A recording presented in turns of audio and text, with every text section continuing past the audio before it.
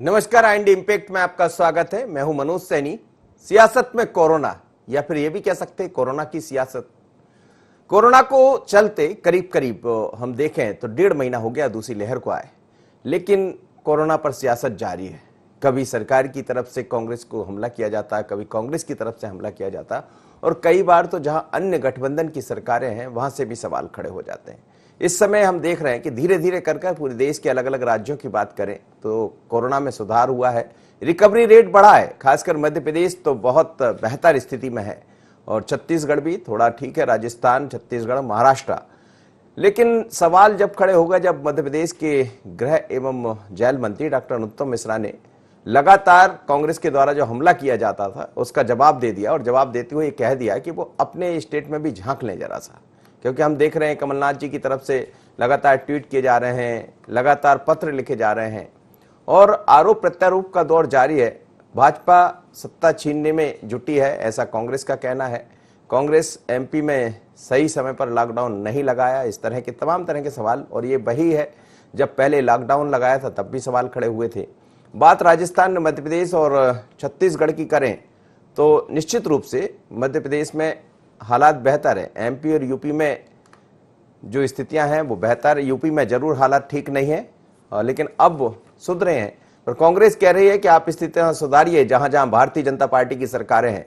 और इसी तरह हम ये भी देख रहे हैं कि आईसीएमआर के मुताबिक देश में कोरोना के 11 मई तक के जो आंकड़े यदि हम कुल देख लें तो 30,75,23,991 सैंपल के टेस्ट हुए हैं, और 19,83,804 सैंपल टेस्ट कल किए गए। तत्काल की हम बात कर रहे हैं तो देश में जो हालात बने हैं उसको लेकर कई तरह की है। और पीएम मोदी ने अपना दौरा रद्द किया है। प्रधानमंत्री को G7 में समिट होना था, लेकिन वो वहां नहीं गए। अब सवाल यही है कि आखिर आंकड़ों की खेल है ये, या फिर सियासत में कोरोना है। क्योंकि मंगलवार को महाराष्ट्र में 40,956 लोग संक्रमित पाए गए थे, और 71,966 लोग वहां पर ठीक भी हुए। 793 लोगों की मौत की बात कही जा रही।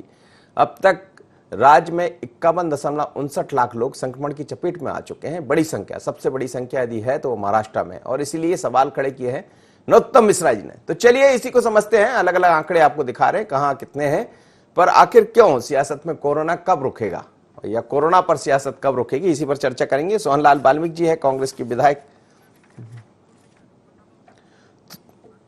मेरे साथ आशीष शर्मा जी जुड़ रहे हैं, भारतीय जनता पार्टी के विधायक है। देवदत्त दुबे जी है, वरिष्ठ पत्रकार। सोहनलाल बाल्मीकि जी भी जुड़ रहे हैं, तो उनसे भी हम चर्चा करेंगे। लेकिन उससे पहले हम सुन लेते हैं डॉक्टर नरोत्तम मिश्रा ने क्या कहा। मध्य प्रदेश के गृह एवं जेल मंत्री डॉक्टर नरोत्तम मिश्रा का क्या कहना है, सुन लीजिए। आप लोगों के प्रदेशों में सबसे ज्यादा फैली है, महाराष्ट्र, छत्तीसगढ़, राजस्थान और पंजाब में। इसकी भयावहता सबसे ज्यादा आपके प्रदेश में है, और आपके प्रदेशों से ही दूसरे प्रदेशों में गई है। हमारे मध्य प्रदेश में इस बार सेकंड फेज महाराष्ट्र से आया था। कुछ उनके बारे में भी बोल दो। अब किसी को दोष नहीं देते इसके लिए, क्योंकि ये वैश्विक महामारी है। लेकिन जिस तरह से आप मध्य प्रदेश सरकार पे सवाल उठाते हो, ट्वीट करते हो, अपनी क्लिपिंग बना के जारी करते हो, इसके बारे में अंतर्मुखी होकर सोचो तो अच्छा लगे। चलिए, वो कह रहे हैं कि अंतर्मुखी होकर सोचे जहां जहां सरकारें हैं। और मध्य प्रदेश पर आप कब तक सवाल उठाएंगे, जरा अपने स्टेट में भी झांक लीजिए। उन्होंने कहा कि इस बार का कोरोना महाराष्ट्र से हमारी तरफ आया था, और ये तो सही है। इस बात को लेकर कई बार सवाल भी खड़े हो गए, पर कहां कैसे आया ये महामारी, ये भी उन्होंने कहा है। मेरे साथ आशीष शर्मा जी जुड़े हैं, बीजेपी के विधायक है। आशीष जी, ये कोरोना पर सियासत कब थमेगी? क्यों बार बार कांग्रेस आप लोग पर आरोप लगाती? स्वाभाविक है, विपक्ष में है, लेकिन क्या ऐसा नहीं लगता है कि सब मिलकर कोरोना के लिए लड़ाई लड़े, ना कि सियासत? इस समय पूरे भारत का माहौल जो है वो कोरोनामय, जहां देखो वहां केवल कोरोना पर ही चर्चा हो रही है। कोई भी ना तो जनता को इस पैनिक से बाहर निकालने के लिए प्रयास करना चाहता है, और ना वास्तव में बीमारी की स्थिति है कि कोई कोरोना से परे हटके सोच पाए। निश्चित ही कोरोना कहां से आया है, किसके कारण आया है, कौन इसके लिए जिम्मेदार है, ये सब बात करने का भी समय नहीं है, क्योंकि अब पानी बहुत आगे तक निकल चुका है। अब तो हमें कोरोना की महामारी पर कैसे हम नियंत्रण करें और कैसे मरीज अच्छे होकर घर जाएं, और आने वाले समय में इसकी विकरालता और नहीं बढ़े, इसकी तीसरी लहर और समाज में नहीं व्याप्त हो, इसके लिए प्रयास करने का समय है। एक दूसरे पर ठीकरा फोड़ना, और ये कहना कि सरकारें कुछ नहीं कर रही है, इंतजाम समय पर नहीं किए गए, ये मैं मानता हूं आज के समय में इस तरह की बात करना बेईमानी है। जितनी तीव्रता के साथ ये बीमारी आई है उसमें कोई भी सरकार होती वो 100% उपाय निश्चित समय सीमा में नहीं कर पाती। लेकिन आज केंद्र सरकार के सहयोग से मध्य प्रदेश के कई जिलों में ऑक्सीजन प्लांट का काम चल रहा है। हमारे देवास में ऑक्सीजन प्लांट शुरू हो चुका है, हॉस्पिटल शुरू हो चुका है 4 संस्थाओं के माध्यम से। अगर हम ये कहें कि ऑक्सीजन की उपलब्धता जो पहले मध्य प्रदेश को शुरुआती दौर में मिल रही थी, आज हम उस बदहाल स्थिति से बाहर आ चुके हैं। आज मध्य प्रदेश के सभी जगहों पर ऑक्सीजन पर्याप्त मात्रा में मिल रही, कहीं ऑक्सीजन का संकट नहीं है। रेमडेसिविर इंजेक्शन की कालाबाजारी को लेकर बहुत सारे मामले प्रकाश में आए, सरकार सब पर कार्रवाई कर रही है, लेकिन आज रेमडेसिविर की उपलब्धता भी हम ये कह सकते हैं पहले से बेहतर हुई है। वैक्सीनेशन 18+ वालों का शुरू हो रहा है आज से, और ये कहा गया है कि अगले 3-4 दिन में, 1 हफ्ते में और ज्यादा वैक्सीन के डोज हमारे प्रदेश को उपलब्ध होंगे। कुल मिलाकर हम ये कह सकते हैं कि बीमारी की रफ्तार थोड़ी सी जरूर थमी है, थोड़ी सी, लेकिन जब तक भी एक मरीज भी किसी गांव में, किसी शहर में, किसी मोहल्लों में मौजूद रहेगा, तब तक उसके संक्रमण को वापस फैलने की संभावना रहेगी। इसलिए जितना भी प्रशासन है, जनप्रतिनिधि है, सबका यही प्रयास होना चाहिए कि हमारे आसपास, हमारे क्षेत्र में, हमारे गांव में, हमारे मोहल्लों में जहां कहीं भी संक्रमित मरीज है, सबसे पहले उसको ढूंढवाएं, उसकी पहचान कराएं, उसका इलाज चालू करें। आइसोलेशन में रख सकते हैं, आइसोलेशन में रखें, हॉस्पिटलाइज करना हो हॉस्पिटलाइज करें, क्योंकि अब बेड की उपलब्धता भी पर्याप्त मात्रा में है। अगर हमने ये सब कर लिया तो आने वाले समय में मरीजों की वृद्धि को हम रोक पाएंगे। लेकिन अगर मरीजों की वृद्धि नहीं रोक पाए तो मानकर चलिएगा हमारी व्यवस्थाएं धीरे धीरे दम तोड़ने लगेगी। बहुत सही बात आपने कही, और बहुत ही साफ गोई से आशीष जी आपने इस बात को स्वीकार भी किया। आप मान रहे हैं कि अभी सियासत करने से कुछ नहीं होगा, अभी तो ये है कि कैसे हम जब ये कह पाए कि कहीं किसी गांव में कोई संक्रमित नहीं है, कहीं किसी शहर में कोई संक्रमित नहीं है, लेकिन इस संख्या कभी घटती है तो कभी बढ़ती है। पर मध्य प्रदेश में स्थितियां थोड़ी सी बेहतर हुई, जैसा आशीष जी भी कह रहे हैं। सोहनलाल वाल्मीकि जी, इस समय सियासत की क्या जरूरत है? बात लगातार हम देख रहे हैं, हालांकि आप लोग का तो हक बनता है, विपक्ष में है आप हैं तो आप पत्र भी लिखेंगे, आप ट्वीट भी करेंगे, पर अब नरोत्तम मिश्रा जी भी कह रहे हैं कि थोड़ा सा अपने राज्यों में भी झांक लीजिए जहां जहां आपकी सरकार है। देखिए, नरोत्तम मिश्रा जी हर मामले में हर किसी का मजाक उड़ाना उनकी आदत है। वो गृह मंत्री हैं प्रदेश के, उनको इस बात को समझना चाहिए और वो शर्म आना चाहिए बात बोलते हुए कि दूसरे राज्य को आप देखें। क्या ये कंपटीशन का दौर है? क्या हम प्रतिस्पर्धा कर रहे हैं कि यदि महाराष्ट्र में बहुत बढ़ा गया तो हम भी बढ़ा देंगे? ये कोई कारण नहीं हो सकता। अभी शर्मा जी ने भी इस बात को माना, आशीष भाई ने भी इस बात को माना है कि इसको समय पे कंट्रोल नहीं किया गया तो ये बहुत और आगे चल के स्थिति खराब होगी। सवाल इस बात का है कि समय तो आप लोगों के पास था, केंद्र सरकार के पास था, राज्य सरकार के पास था। जो आज व्यवस्था बनाने की बात कर रहे हैं और ये कह रहे हैं कि आज बेड की उपलब्धता हो रही है, गैस की, ऑक्सीजन की कमी नहीं है, ये रेमडेसिविर की इंजेक्शन की कमी है, ये सारी कमियां आज भी हैं। ऑक्सीजन की कमियां हमारे प्रदेश के अंदर में आप जानते हैं मुझसे अच्छा कि पूरे प्रदेश के अंदर में ऑक्सीजन की कमी के कारण कई लोगों की प्राण चले गए हैं। इस बात को उनको स्वीकारना चाहिए और इस बात से नैतिकता रखनी चाहिए इस बात को सरकार को कि आपने गंभीरता से इसको नहीं लिया, जिसके चलते आज प्रदेश की हालत ये बनी हुई है। और जहां तक माननीय कमलनाथ जी का जो काम है, भाई विपक्ष में बैठने के बाद में, उसके बाद भी एकदम सरकार के पैरेलल में काम कर रहे हैं। कई जगह उन्होंने ऑक्सीजन पहुंचाया है, कई जगह रेमडेसिविर इंजेक्शन दिए हैं, उसका दवाइयां टैबलेट्स दिए हैं, और जितना बन सकता है विपक्ष के तौर पर वो काम करने का प्रयास कर रहे हैं। मगर सरकार यदि सत्ता शासन सही तरीके से काम नहीं करेगी तो हमारा कर्तव्य बनता है विपक्ष का कि शासन को, सरकार को सही दिशा दिखाएं और उंगली उठा के उनसे बात करें कि व्यवस्था उनको बनाना है, हमको व्यवस्था नहीं बनाना है। मगर जिस तरीके का जो आज भी गंभीरता नहीं ले रहे नरोत्तम मिश्रा, ये हम सबके लिए बड़ा दुर्भाग्य का विषय है, क्योंकि वो हमेशा इस तरीके की बात करके लोगों का ध्यान भटकाकर, जनता का ध्यान भटकाकर वो सफलता हासिल नहीं होगी। हर एक लोग समझ चुके हैं इस बात को कि पूरी तरीके से केंद्र सरकार, राज्य सरकार पूरी तरीके से फेलर हो चुकी है, विफल हो चुकी है, इनके अब बस में नहीं रहा। अब तो ये लोगों को अपने हाल पे उन्होंने छोड़ दिया कि आप जियो और आप मरो। और जहां तक बेडों की बात है, ये आप जाके देखिए हॉस्पिटल के अंदर में आज भी, मेरे छिंदवाड़ा जिले में जहां पर हम लोग रहते हैं, वहां पर सरकारी अस्पताल में आज भी दम तोड़ते हैं लोग बाहर खड़े होकर। इंजेक्शन नहीं मिलते उनको अस्पताल, सरकारी अस्पताल के अंदर में। अभी हमारे जिले के अंदर में मात्र 200 इंजेक्शन आते हैं हर 3 दिन 4 दिन के बाद में। जी। हजारों मरीज भर्ती हैं जिनको जरूरत है, और ये लोग कहते हैं कि व्यवस्था बना रहे हैं। ये कैसी व्यवस्था है? जी जी आज सोहन जी, देखिए लेकिन प्राइवेट बाकी हॉस्पिटल में जो क्या असल में दरअसल ये विवाद का विषय भी इसीलिए है कि बाकी जगह भी आपकी सरकार है, जब तुलनात्मक दृष्टि से देख रहे तो ये जरूर है कि मध्य प्रदेश की हालत खराब थी, लेकिन बड़े तेजी से सुधार हुआ, ऐसा क्या आप मानते हैं? बात का सुधार हुआ, मुझे तो आप बताओ, आप उसको प्रमाणित करो, क्या सुधार हुआ है? क्या हुआ? जैसे सरकार कह रही है कि आज 7वें नंबर से हम लोग 14वें नंबर 15वें नंबर पर मैंने पहुंचे। से लॉकडाउन करके रखा है, ये कोई सुधार है क्या?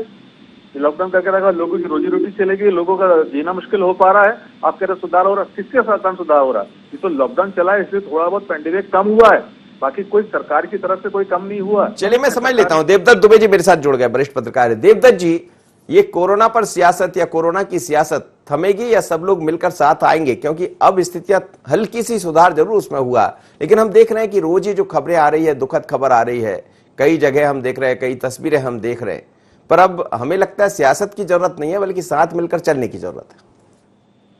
देखिए, ये समय पूरी दुनिया, आम आदमी हमेशा याद रखेगा कि जब जीने मरने की पड़ी है, हर परिवार प्रभावित है, किसी का रिश्तेदार, किसी का मित्र, किसी के घर के, और ऐसे समय यदि कोई भी हो, कोई भी दल हो, कोई भी नेता हो, यदि वो सियासत की बातें करेगा तो किसी के गले नहीं उतरेगी। वैसे भी नेताओं को देखकर लोग कुर्ता पजामा में आता है तो वैसे ही कहने लग रही नेता आ रहा है, या नेताओं जैसी बात मत करो, तो साख वैसे ही गिरी हुए। और इस संकट के दौर में अभी तो इस तरह की बातें मतलब किसी को बिल्कुल नहीं सुहा रही। अभी तो आप क्या मदद कर रहे हैं, क्या उत्साह वर्धन कर रहे हैं, कौन कितना क्या कर रहा है, ये मूल्यांकन रखता है। इस समय एक पैनिक जो बन गया है, मुझे लगता है कि बड़ी बड़ी अस्पतालों, दवाइयों, इंजेक्शन, इनसे ज्यादा लोग वो हो रहे हैं। अभी केवल साहस, उत्साह बनाने की लोगों में जरूरत है। और इस तरह की आरोप प्रत्यारोप से क्या लगे, सबको पता है इसमें किसकी गलती क्या है, ये प्रकृति का है, भगवान का है, क्या है, ये बहुत चीजें अभी दूर की वो है। अभी केवल आम आदमी की जो दिक्कतें हैं, जो उसको टूट गया है, उसको नहीं पता कि क्या हो रहा है, उसको साहस धैर्य बनाने का नेताओं का काम है। ऐसा नेतृत्व दें कि नहीं कुछ नहीं होगा, हम सब साथ में हैं, मिलके हैं, एकजुट हैं, जैसे युद्ध में जाते हैं जब देश, ये वार है एक तरह का, और इसमें राजनीति करना जो भी करेगा, मुझे लगता है वो उसके लिए लंबे समय तक इसकी छवि को नुकसान होगा। अभी इस तरह के आरोप प्रत्यारोप का समय नहीं है। अभी केवल और केवल जिससे जो बन सकता है वो मदद करे लोगों की, और छोटी छोटी मदद बहुत काम आ रही है लोगों की। एक फोन में आपके कहीं ऑक्सीजन की व्यवस्था हो रही, कहीं बेड की व्यवस्था हो रही, कहीं अस्पताल की, कहीं आप मार्गदर्शन नहीं दो। आज सबसे बड़ी दिक्कत जो हो रही है कि थोड़े से बुखार में लोग घबरा जाते हैं और फिर वो इतनी दवाइयां तेज ले लेते हैं कि वो दिक्कत हो रही है। बड़ी बड़ी अस्पतालों में जाके आप देखें कितने सेलिब्रिटी, पत्रकार जगत की भी कितनी क्षति हो रही है। और आप क्या कहोगे, चिकित्सक, एक चिकित्सक हैं जिनके 1 हफ्ते के अंदर माँ बाप दोनों चले गए, तो जिनको सुविधाएं वो भी। हाँ बिल्कुल, आज दिल्ली में भी हमने देखा कि व्यवस्था नहीं होने की वजह से वो लिख रहे हैं, पत्रकार माफ करिएगा, एक डॉक्टर ने लिखा है कि क्यों ना मैं ऐसी जगह जब मैं इलाज नहीं कर पा रहा हूँ, व्यवस्थाएं नहीं दे पा रहा हूं, तो मेरे को दुनिया में रहने का हक नहीं। उन्होंने भी एक तरह से कहा जाए तो विदा हो गया वो दुनिया। बिल्कुल आप सही कह रहे हैं इस वक्त आशीष जी, और यही खबरें हम अच्छी सुनना चाहते हैं कि अच्छी ठीक खबरें सुनाई दे, पॉजिटिव खबरें सुनाई दे, लेकिन अभी खबरों का दौर थमा नहीं है। आज भी हमने देखा कि हमने हमारे एक वरिष्ठ पत्रकार शिवनराग पटरिया जी को खो दिया, जो लंबे समय से उपचार करा रहे थे। एक हमारे पत्रकार की माताजी का निधन हो गया। लगातार हम सियासत में भी देख रहे हैं, चाहे बागरी साहब हो या फिर कलावती भूरिया हो, नंद कुमार चौहान, ऐसे तमाम लोग हैं। लेकिन क्या आपको लग रहा है कि इस समय सब कुछ छोड़कर एक साथ आ जाए, जैसा आपने कहा कि उस दिन हम कह पाएंगे जब एक भी व्यक्ति हमें संक्रमित ना दिखे?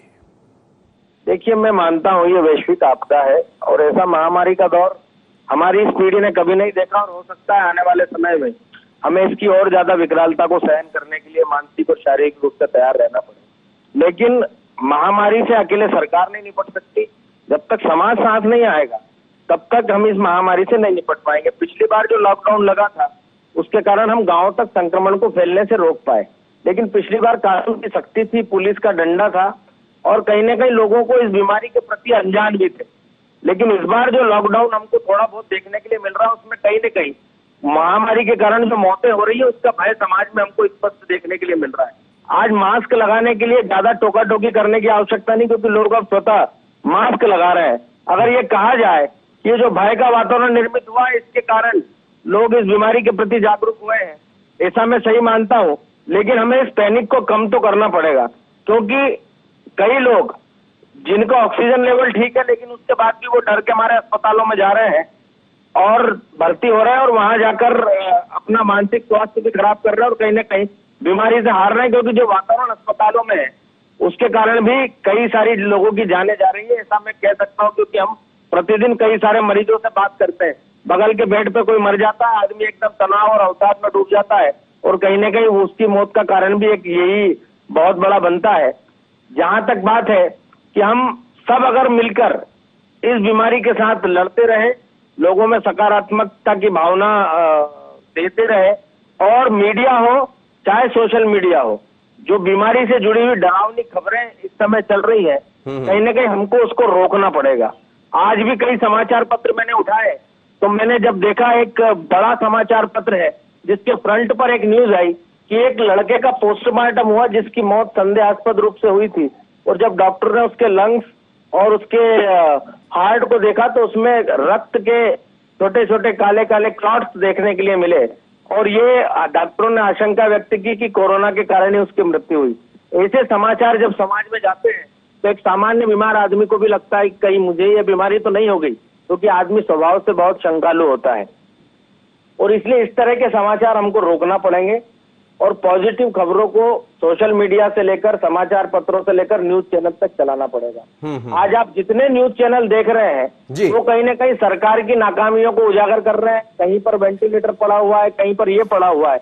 नाकामियां उजागर करना बहुत अच्छी बात है, लेकिन जब आम आदमी इन चीजों को देखता है तो उसको लगता है कि अरे मैं अस्पताल जाऊंगा तो मुझे ना वेंटिलेटर मिलेगा, ना बेड मिलेगा, ना ऑक्सीजन मिलेगी, और इसी चिंता में वो अपने जीवन से हाथ। लेकिन आशीष जी, अब वो खबरें आने लगी जब ये दिखाई दे रहा है कि हमारा रिकवरी रेट सुधरा है, हम आज उस पर अभी आप देख रहे होंगे नीचे दिखा भी रहे हैं, या फिर वो खबरें भी आने लगी कई लोग कोई गाना गाकर अपने मरीज को ठीक कर रहा, उपचार कर रहा है। हम लगातार ऐसी खबरें, हम या दूसरे बाकी भी अब धीरे धीरे कर चूंकि बड़ा पैनिक हुआ था बीच में, नहीं दिखाएं तो भी दिक्कत ये हो जाती किसी अखबार या किसी मीडिया के सामने कि वो सरकार के साथ चले गए, आप समझते हैं, तो इसलिए ऐसा होगा। लेकिन अब धीरे धीरे कर चाहे सरकार के काम की बात करें हम या फिर आम लोगों की बात करें, सुधार तो इसमें हुआ है। नहीं, मेडिकल सिस्टम की नाकामी आप दिखाइए, उससे मैं इनकार नहीं कर रहा हूँ, लेकिन हमें यह भी देखना पड़ेगा कि उस समस्या का समाधान भी हो जाए। ठीक बात। सिर्फ नाकामियां दिखाने नहीं, हम उसको अंजाम तक पहुंचाएं। जिस हॉस्पिटल के आप चित्र दिखा रहे हैं उसकी व्यवस्था सुधरे, उसके लिए भी हम सब लोगों को प्रयास करना चाहिए, मीडिया, जनप्रतिनिधि, सबको। जी सोहन वाल्मीकि जी, सवाल यही है कि कब हम सब साथ मिलकर इस जंग से जीत जाएंगे, क्योंकि हम भी चाहते हैं कि स्थितियां वो दिखाई दे, वो सुनाई दे, जब लगे कि पक्ष और विपक्ष एक साथ खड़े, ना वो उस पर हमला करे ना उस पर। हाँ, ये जरूर है कि आरोप प्रत्यारोप होते रहना चाहिए, कई बार सरकार को भी जगाना होता है, ये विपक्ष का काम होता है, लेकिन जहां आपकी सरकार है वहां बीजेपी इस तरह से बचे और जहां का बीजेपी की सरकार है वहां कांग्रेस इससे बचे, और दोनों मिलकर साथ दे एक दूसरे का। मनोज जी, हम लोग कब साथ में नहीं है? पहली बात तो ये जी, साथ में नहीं है साथ में, ये तो प्रश्न गलत है। हम सब साथ में हैं, मगर साथ में रहने का मतलब ये है कि हमारी जो भूमिका हम निभा रहे हैं, सरकार की भूमिका वो निभाए। हमारा जो कर्तव्य बनता है, जहाँ कमियां लगती हैं, जहाँ गलतियां लगती हैं, वहाँ सरकार को हम चेताते हैं, तो वही सुधार किया जाए। क्योंकि आप सत्ता और शासन में बैठे हैं, सारी व्यवस्था आपके हाथ में है, तो ये आपका कर्तव्य बनता है। जो हमारा दायित्व है, जो हमको अपना निभाना, अपने दायित्व को हम लोग निभा रहे हैं, मगर सरकार जिस तरीके से गंभीरता से जो करना चाहिए काम, वो गंभीरता से नहीं आ पा रही है। हम कह रहे हैं कि हम पहले भी बोलते आए, सब लोग ने बोला भी है कि हमारी तैयारी नहीं है। हम लोग इस बात से अनभिज्ञ रहे जानबूझकर, जबकि मालूम था बहुत सारी चीजें हम व्यवस्था बना सकते थे। जो हम आज ऑक्सीजन प्लांट लगाने की बात कर रहे हैं, जो हम ऑक्सीजन सिलेंडर देने की बात कर रहे हैं, जो वेंटिलेटर की बात कर रहे हैं, क्या हम 6 महीना साल भर पहले के ये सब व्यवस्था नहीं बना सकते थे? यदि आपने नहीं बनाया है तो कांग्रेस का काम है आपकी नाकामी को जाहिर करना बीच में, भाई ये सब आपकी गलतियां, आपकी कमियां हैं, जिसके चलते आज लाखों लोगों की जान चली गई है। कई लोग ऐसे चले गए हैं कि जिनको कभी कल्पना नहीं की जा सकती, ऐसे ऐसे हमारे साथी लोग भी चले गए आज के इस दौर में। तो ये पीड़ा तो हम सबके मन में है, और सुधारना सरकार को ही काम है। ये अपनी बातों से बचे। देखिए, ये आरोप लगाना कि कांग्रेस की जहां सरकार है वहां से फैला हुआ है, ये किस बात का प्रमाणित दे रहे हैं नरोत्तम मिश्रा जी? अब ये या तो ये चीन को आरोप करें, या हम कहेंगे कि ये अमेरिका से जो आपने जो उनको लेकर आ गया था, जहां पर गुजरात में जो कार्यक्रम था उसके कारण फैल गया, मोदी जी के कारण। ये कोई कारण नहीं हो सकता ना। ये किस तरीके की बात है ये कि जहां जहां कांग्रेस की सरकार है वहां से कोरोना आ रहा है मध्य प्रदेश के अंदर में। ये अपनी विफलताओं को छुपाने के लिए इस तरीके के झूठे आरोप लगाकर अपने आप का मजाक उड़ा रहे हैं। अब ये ऐसा देखिए, ये नरोत्तम मिश्रा जी के बोलने से कोई बात को मानेगा नहीं, ये उनका हंसी का और मजाक का कारण बन रहे हैं अपने आप में। किस तरीके की भाषा बोल रहे हैं लोग, इतने बेवकूफ नहीं मध्य प्रदेश के कि आपने बोल दिया कि जहां कांग्रेस की सरकार है वहां फैला, उसके कारण मध्य प्रदेश में फैला। ये कोई कारण हो सकता है? मतलब इतना एक जवाबदार आदमी, गृह मंत्री जिसके हाथ में इस आपदा का पूरा प्रबंधन का पूरा हाथ में उनकी जवाबदारी है, वो आदमी इस तरीके से अपनी जवाबदारी से बच के इस तरीके की बात कर लेगा। मैं तो आशीष जी से पूछना चाहता हूँ कि क्या आप लोग गंभीर नहीं हो? क्या आप लोग ऐसे सवाल करने पे आशीष जी चलिए जवाब दे दीजिए, 30 सेकंड का टाइम है। बात होगी, राजनीतिक किसी के ऊपर दुराग्रह से बात की जाएगी तो ये बात निश्चित तौर पर है कि मध्य प्रदेश से पहले महाराष्ट्र और राजस्थान में और छत्तीसगढ़ में बड़ी संख्या में कोरोना के पेशेंट्स आ रहे थे। अगर ये कहा गया तो मैं इसे गलत नहीं मानता, लेकिन मैं फिर भी ये कह रहा हूं, ये समय आरोप प्रत्यारोप का नहीं है। ये वायरस कहां से आया, किसके कारण फैल रहा है, ये भी समय चर्चा करने का नहीं है। अभी तो चर्चा इस बात पर होना चाहिए कि हम कैसे गांवों के अंदर जो कोरोना फैला हुआ है वहां से कोरोना के संक्रमण की स्थिति को कम कर सके। पंचायत ग्रामीण विकास, गांव की पंचायत के सचिव, रोजगार सहायक, स्थानीय नेताओं को, आंगनवाड़ी आशा कार्यकर्ताओं को लेकर हम एक एक मरीज को डिटेन करें, उसकी जांच कराएं। बिल्कुल आप सही कह रहे हैं, बड़ा महत्वपूर्ण है देवदत्त दुबे जी, यही है महत्वपूर्ण कि हम डिटेन करें और हम उन तक पहुंच जाएं, क्योंकि अब जरा सी लापरवाही, जरा सी चूक ग्रामीण क्षेत्रों में हम देख रहे हैं कि लगातार कोरोना के मरीजों में इजाफा हुआ है। कुछ गांव बड़े अच्छे जिन्होंने परिचय भी दिया जनता कर्फ्यू खुद लगाकर, पर अभी चिंता बनी हुई है हमारी। बिल्कुल, गांव में वैसे भी स्वास्थ्य सुविधाओं का बेहद अभाव है और थोड़ा जागरूकता कहें या उनकी ना समझी। बुखार आया तो बुखार की गोली खा ली, खांसी आया खांसी की गोली खा ली और बस वहाँ बहुत दिक्कतें जा रही और सब आपस में मिल बैठ भी रहे। इसलिए सरकार को पूरा फोकस अब गाँव की जागरूकता और वहाँ पर लोगों को व्यवस्थाएं करने पर देना चाहिए, क्योंकि भारत पूरा गांव में बसता है और यदि गांव में यह महामारी जिस रफ्तार से शहरों में बढ़ी, यदि ऐसी बढ़ गई तो वाकई में बहुत भयावह स्थिति होगी। ईश्वर न करे ऐसा हो, जल्दी से नियंत्रण हो और इस पर पूरी तरह से आरोप प्रत्यारोप छोड़कर पूरा फोकस सभी दलों को, नेताओं को, पत्रकारों को केवल इसकी जागरूकता और इसके उस पर लगाना चाहिए कैसे इसका रफ्तार कम हो। बिल्कुल आपने ठीक कहा और हमें लगता है कि इस समय सियासत, आप सभी मेहमानों का बहुत धन्यवाद, आशीष जी और सोहन जी और साथ ही देवदत्त दुबे जी। लेकिन मध्य प्रदेश की बात करें या देश के अन्य हिस्सों की बात करें, कोरोना ने इस बार सबको परेशान किया है। इस महामारी के कारण हर कोई संकट में आया, लेकिन इस संकट से कैसे बचे, कैसे इस महामारी से बाहर आए, निगाह इस पर होना चाहिए। कैसे मिलकर आगे बढ़ें और इस जंग को जीतें, बात इसकी होना चाहिए, सियासत नहीं। लेकिन सियासत में सियासत ना हो तो कैसे संभव है, क्योंकि जहां कांग्रेस की सरकारें हैं वहां बीजेपी सवाल खड़ा करेगी, जहां बीजेपी की सरकारें हैं वहां कांग्रेस सवाल खड़ा करेगी। लेकिन सवालों के बीच में सरकारों को भी ये समझना पड़ेगा कि आपकी जो ड्यूटी है उसको ढंग से कर लीजिए, क्योंकि जनता, जनप्रतिनिधि इसलिए बनाते हैं कि जनता के प्रतिनिधि के रूप में आप काम करें और जनता की सेवा करें। सियासत में कोरोना, इतना ही मुझे दीजिए इजाजत, बने रहिए IND24 पर।